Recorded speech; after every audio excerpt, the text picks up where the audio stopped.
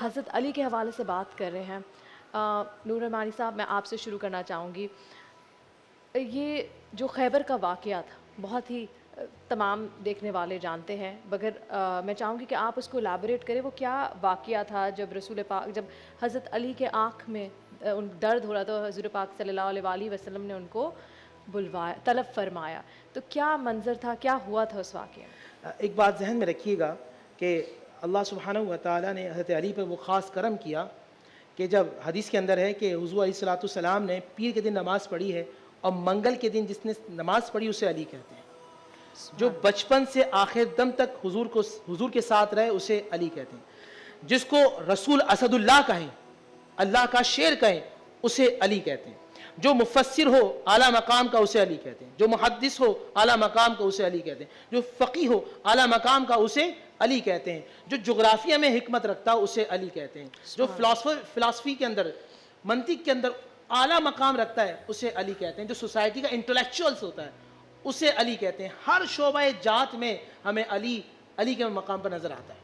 اب خیبر کی بات ہو رہی ہے، وہ خیبر جو کئی دن سے جنگ چل رہی ہے اور فتح نہیں ہو رہا، واللہ سبحانہ و تعالیٰ کے حبیب حضور محمد رسول اللہ صلی اللہ علیہ وسلم ارشاد فرماتے ہیں کل اس کو کمان دی جائے گی کہ جو اللہ کا بھی پیارا ہے، رسول اللہ صلی اللہ علیہ وآلہ وسلم کا پیارا۔ یاد رکھیے گا ہر صحابی اللہ کا بھی پیارا ہے، ہر صحابی نبی پاک صلی اللہ علیہ وآلہ وسلم کا چہیتا ہے، پیارا ہے، مگر ہر کچھ کو خاص مقام حاصل ہے۔ تو اب حضرت علی کس کنڈیشن میں؟ حضرت علی رضی اللہ تعالیٰ کی جو آنکھ مبارک ہے نا وہ دکھ رہی ہے، اور اتنی دکھ رہی ہے کہ آپ کی آنکھ کھولی نہیں جا رہی۔ آپ موجود ہیں، ہر صحابی جب کل اعلان ہوا ہر شخص یہ چاہتا ہے کہ اب کمان اور جھنڈا اس کو ملے گا۔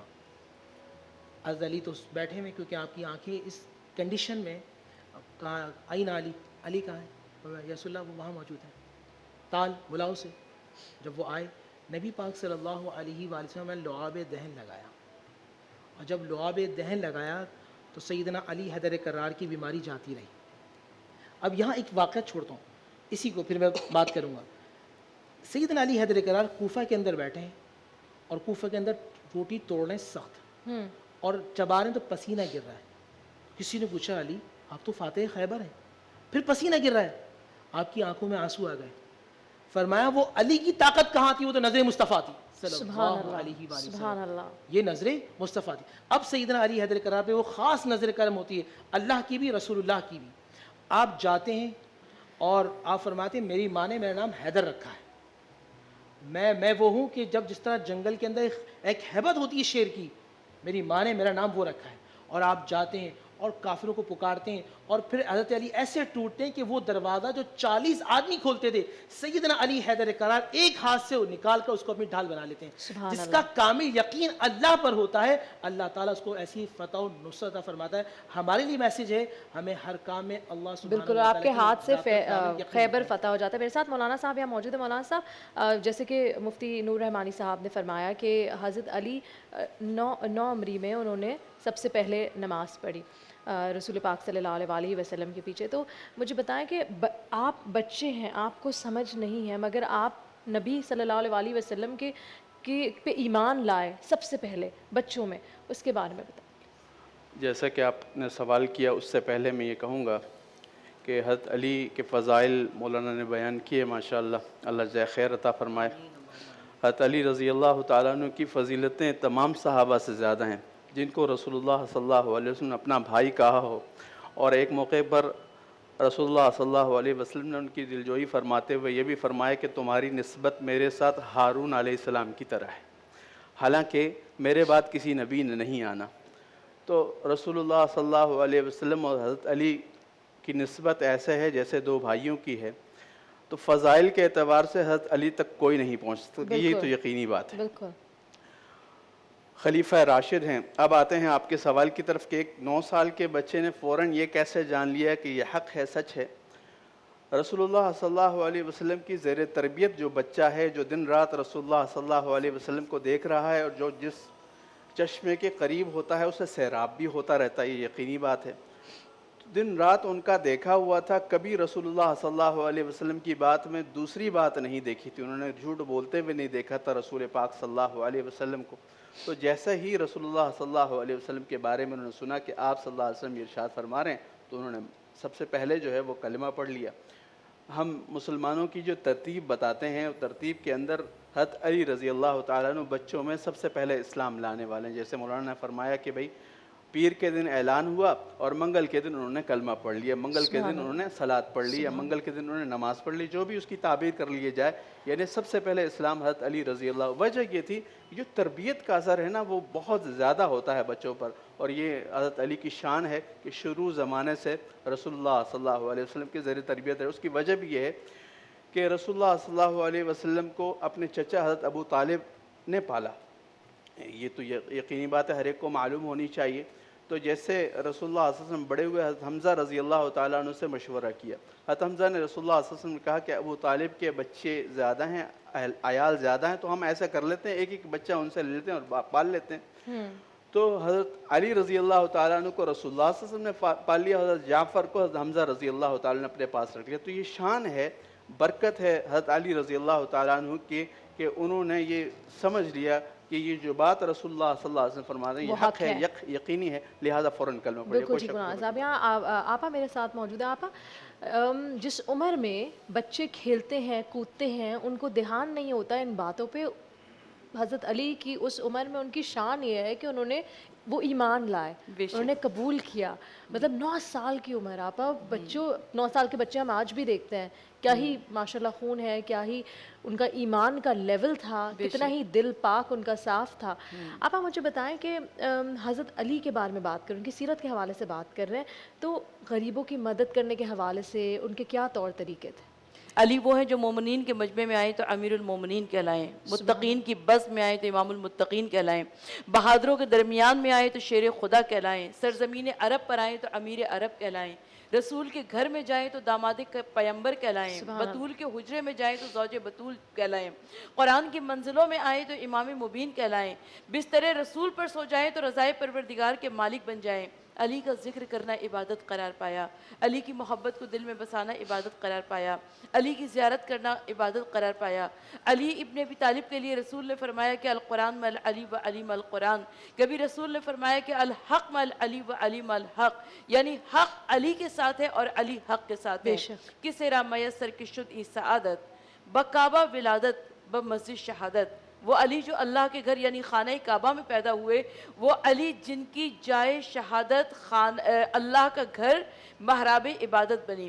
علی ابن ابی طالب علیہ السلام، جیسا کہ آپ کا سوال ہے، یقیناً غربا کی مدد کیا کرتے تھے، اور مولا کائنات علی ابن ابی طالب علیہ السلام اپنے بیٹے امام حسن مجتبی علیہ السلام کو جب وصیت فرماتے ہیں تو کہتے ہیں کہ بیٹا حسن کوفے کے یتیموں سے خبردار رہنا، اور کوفے کے یتیموں سے مولا کائنات علی ابن ابی طالب علیہ السلام فرماتے ہیں کہ اگر کوئی تم سے پوچھے کہ تمہارا باپ کون ہے تو کہہ دینا کہ میرا باپ علی ابن ابی طالب علیہ السلام ہے۔ میں کہوں کہ اے مسلمانوں، یقیناً علی ابن ابی طالب علیہ السلام تمام یتیموں سے کہتے ہیں کہ میں تمہارا باپ ہوں، اور علی کے یتیموں کو عین عید کے قریب یتیم کر دیا گیا۔ تو مولا کائنات علی ابن ابی طالب علیہ السلام ایک واقعہ آپ کی سماعتوں کی نظر کرتے ہوئے کہ غریبوں کی مدد کے حوالے سے، کہ جب مولا کائنات علی ابن ابی طالب علیہ السلام کو دفن کر کے امام حسن مجتبی اور امام حسین علیہ السلام واپس آ رہے تھے، تو ایک خرابے میں، ایک ویرانے میں امام حسن مجتبی علیہ السلام نے ایک معذور، ایک ایسا شخص جو کہ آنکھوں سے نابینا تھا، اس کو دیکھا، جو کہ ایسی دلدوز آواز میں رو رہا تھا کہ اس کے رونے کی آواز سے کلیجہ شق ہوا جا رہا تھا۔ امام حسن مجتبی رک گئے اور پوچھا کہ بھائی کیا بات ہے، تم کیوں رو رہے ہو؟ اس نے کہا کہ ایک شخص تھا جو کہ روزانہ آیا کرتا تھا، مجھے منہ ہاتھ دھلایا کرتا تھا، مجھے کھانا کھلایا کرتا تھا، میرے منہ میں نوالے ڈالا کرتا تھا، آج 3 دن گزر گئے، اس کی کوئی خبر نہیں ہے، وہ آیا نہیں ہے۔ مولا امام حسن مجتبی علیہ السلام رونے لگے، اور امام حسن مجتبی علیہ السلام نے فرمایا کہ وہ میرے بابا علی ابن ابی طالب علیہ السلام تھے، اور اب وہ نہیں آئیں گے اس لیے کہ وہ دنیا سے گزر چکے ہیں۔ تو ایسی یتیموں اور غریبوں کی خاموشی سے مدد کرنا کہ آپ کے خاندان والوں کو بھی کانو خان خبر نہیں۔ اور مولانا صاحب مجھے یہ بتائیں، حضرت علی رضی اللہ تعالیٰ انہو بحیثیت ایک قاضی جو انہوں نے فیصلے فرمائے، ان کی کیا امتیازی شان ہے؟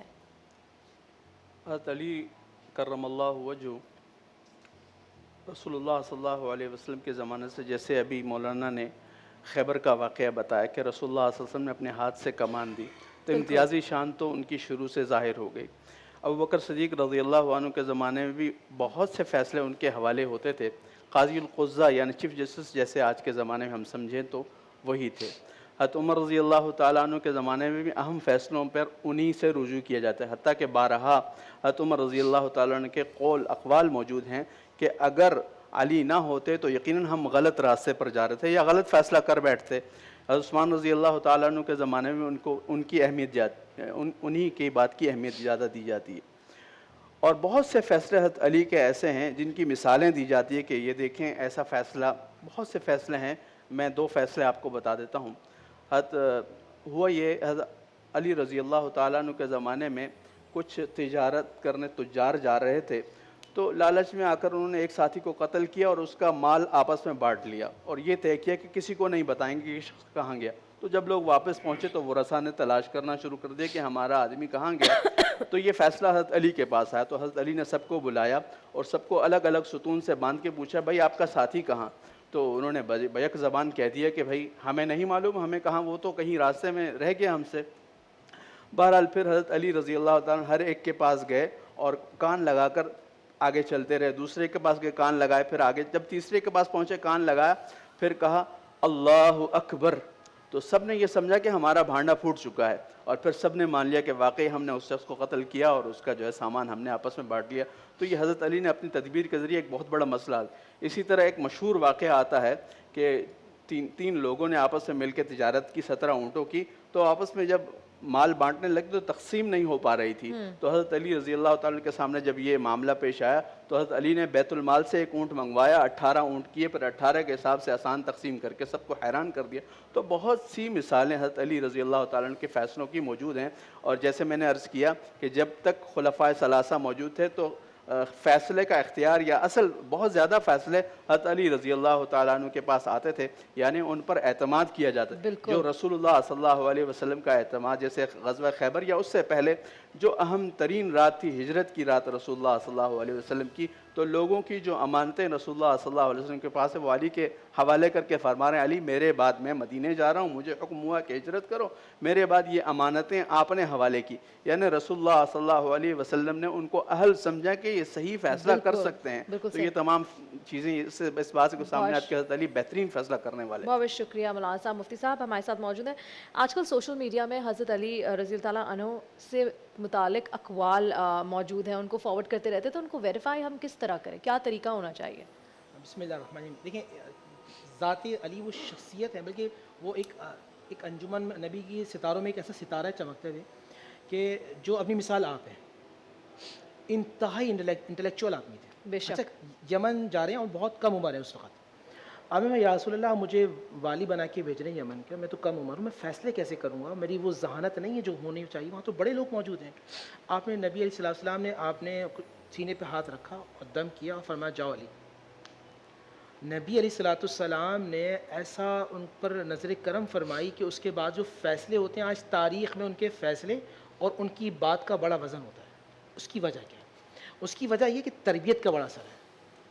بچپن سے لے کر آخر تک وہ نبی پاک صلی اللہ علیہ وآلہ وسلم کے ساتھ رہے۔ ہمیں کیسے پرکھنا ہے کہ حضرت علی کا قول ہے؟ علی وہ ہیں کہ جن کے بارے میں آپ خود فرماتے ہیں کہ قرآن کی آیت کب، کہاں، کس کے لیے، کب، کہاں، کس کے لیے نازل ہے، مجھ سے پوچھو، میں جانتا ہوں۔ یہ پوری قرآن کی جو آیتیں میں جانتا ہوں کس کے لیے نازل ہوئی۔ سبحان اللہ۔ نبی علیہ السلام کی کثرت سے احادیث روایت کرنے والے تھے، پھر خود کہتے ہیں کہ میں وہ ہوں، میں پوچھتا تھا نبی بتاتے تھے، نہیں پوچھتا تھا نبی خود بتاتے تھے۔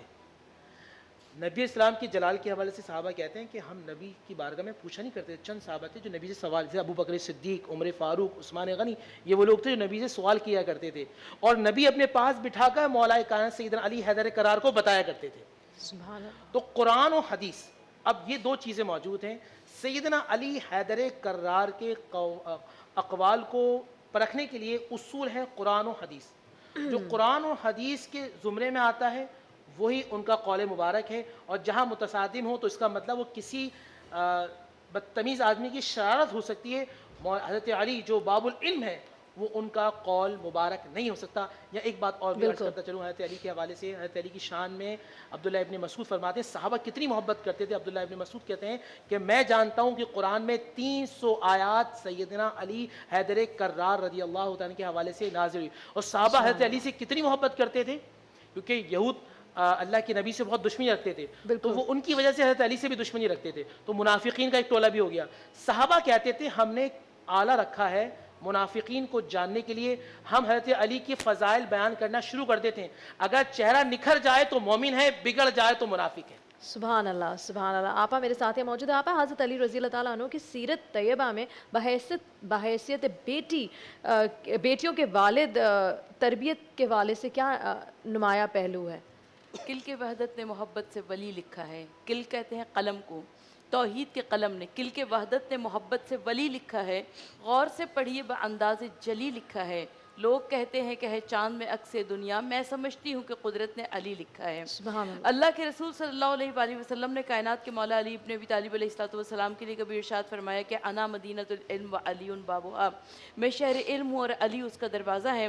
اللہ کے رسول صلی اللہ علیہ وآلہ وسلم مسلسل مولا کائنات علی ابن ابی طالب علیہ السلام کی فضائل بیان کرتے گئے، اور مولا کائنات علی ابن ابی طالب علیہ السلام کی عظیم شخصیت اپنے گھرانے میں ایسی نظر آتی ہے کہ جس میں باپ اور بیٹی کا ایک عظیم رشتہ ہوا کرتا ہے، باپ اور بیٹی کی محبت کا کوئی پیمانہ نہیں ہوا کرتا، اور کہاں علی جیسا باپ ہو اور زینب جیسی بیٹی ہو، ام کلثوم جیسی بیٹی ہو، زینب جسے باپ کی زینت قرار دیا گیا۔ روایت یہ کہتی ہے کہ ایک مرتبہ مولا کائنات علی ابن ابی طالب علیہ السلام کی آغوش میں حضرت عباس علمدار بیٹھے ہوئے تھے۔ حضرت عباس بہت کم سن ہیں، اور مولا کائنات نے فرمایا کہ عباس کہو واحد۔ عباس نے کہا کہ بابا جان واحد یعنی ایک۔ حضرت علی نے فرمایا کہ عباس کہو اسنین یعنی دو۔ حضرت عباس نے اسنین کہنا چاہا، لیکن ایک مرتبہ کہتے ہیں کہ بابا جان جس زبان سے ایک کہہ دیا ہو اب اس زبان سے دو کیسے کہوں؟ تو مولا کائنات علی ابن ابی طالب علیہ السلام کے یہ منظر دور بیٹھی جناب زینب کبریٰ دیکھ رہی تھی، اور جناب زینب کبریٰ آگے بڑھیں اور آگے بڑھ کر اپنے بھائی کو پیار کیا اور کہا کہ بابا جان یقیناً آپ نے بڑی محبت کے ساتھ اور شفقت اور عنایت کے ساتھ اس بچے کو پروان چڑھایا۔ یہاں وقت ہوا ایک چھوٹی سی بریک کا، بریک کے بعد ہم واپس حاضر ہوں گے۔ دیکھتے رہیے نور الرحمان عشق رمضان۔ مولایا صلی وسلم